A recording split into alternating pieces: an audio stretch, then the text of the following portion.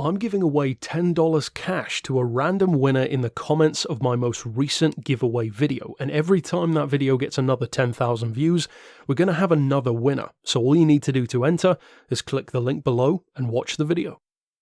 Hi again then guys, and welcome to another car review from Dirt Rally 2.0 of course, and this time we're talking about a legend on the street and off-road as well, the Peugeot 205 GTI. Now of course, this is no Group B T16 level machine in terms of performance, but it was a car that every boy racer and his mate lusted over back in the 80s, and in the case of this one, even the early 90s, being as this is a 1991 car. Now the interesting thing is, it's in the H2 category, but it's one of only two cars within that category to be front-wheel drive.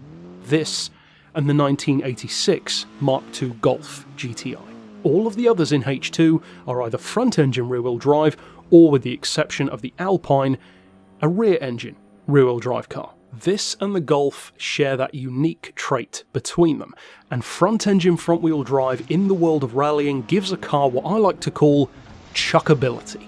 And it's not a technical term, but what it refers to is very technical and a huge potential advantage to have, because for those who don't really understand why having front-wheel drive, rear-wheel drive, or all-wheel drive is an advantage, put simply, a front-wheel drive car means that the front wheels are pulling the car out of corners under throttle, whereas a rear-wheel drive car means that the rear wheels are, in effect, pushing the car out of a corner. And of course, all-wheel drive is great because it has all four wheels doing the work, pushing and pulling from both ends of the car. However, one of the key advantages of front-engine front-wheel drive is not only that it's lighter, because you don't need drive shafts etc. going to the back, but also, crucially, you can pretty much have reckless abandon when it comes to cornering. You can throw that back end around, at least with a well-engineered car, and something like a classic Mini shows that perfectly. Fantastic little front-wheel drive platform, and the interesting thing is, and some people won't like to hear this, within this game at least, this is not a great example of a front-wheel drive chassis. Now in real life the 205 is a great car.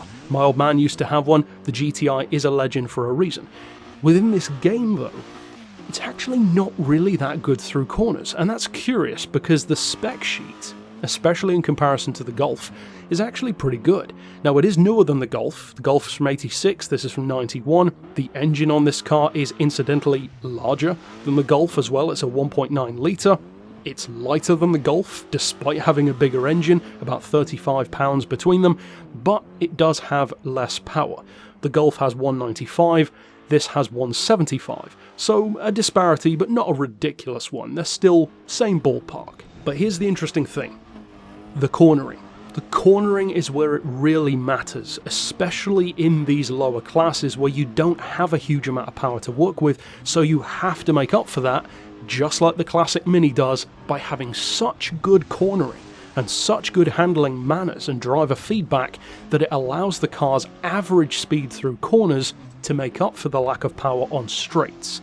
That is how you make a legendary car. In the rallying world it was the Mini, in the Grand Prix world it was Lotus. They had very similar approaches. Smaller, less power, less weight, but better handling, better cornering, and subsequently higher average speeds through almost every single corner. That is a huge advantage to have.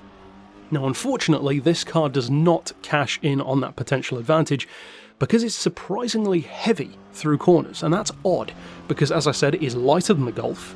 It's, I believe, smaller than the Golf as well, it certainly looks it, and even if it is bigger, neither of them are large vehicles. So the fact that it still is way too heavy through corners is kind of unfortunate.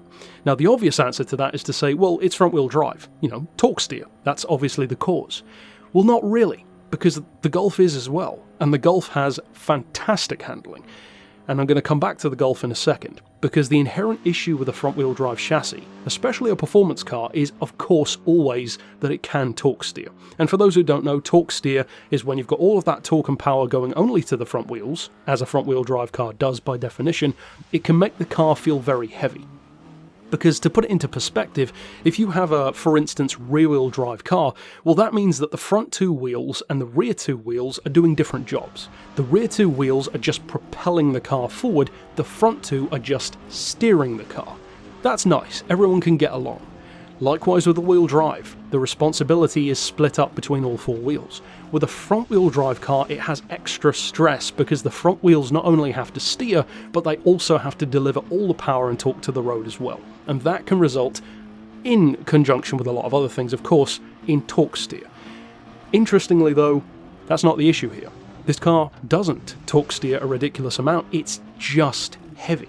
Even without throttle, it still wanders off a lot through corners. You can see it a little bit on this circuit in the snow, but even on other tracks as well, it has this tendency to gradually wander out to the outside of a corner because of that understeer. It's too heavy. And of course you can tune the settings, but even then there's only so much you can do when a car's inherent character makes it that way. Now of course in these lower categories, typically you're going to be up against AI, which is a little bit easier to beat, and as I said, even the Golf doesn't have a huge amount of power, so I'm not saying that this car is a losing battle. You know, if don't pick the Peugeot, if you do you're never going to win. It's nothing like that, of course you can. But I will say unequivocally and most definitely, go for the Golf. The Volkswagen Golf is a better car in every way. On paper it isn't, but in practice, which is where it matters, it is. It's more powerful on the straights, it's far more fun to use, and the cornering is way better.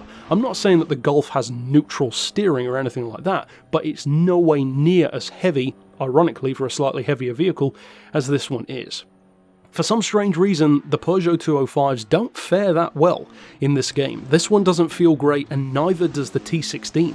The Group B version is a very challenging car and a very rabid one to drive, and of course Group B is known for that, but still, most games that feature the T16 give it quite a bit of respect, be it Gran Turismo, Forza. This one, not so much. It's kind of a bad car. This one, it's not as crazy, but it still doesn't feel as good as you'd probably hope. I'm glad that I'm not a super fan of the Peugeot 205, because if I were, I think I'd be pretty disappointed by the showing that it has in this game. Ultimately though, if you do want to try it, it is a good car, but that's kind of my point. The 205 is a good car. The Golf is a great one. So definitely go for the Volkswagen if you have the option, and overall, that's it for this review. So of course, stick around on the channel for more, click the playlist here on screen to see my previous videos, and until next time, I'll see you then. But for now, as always, thanks for watching.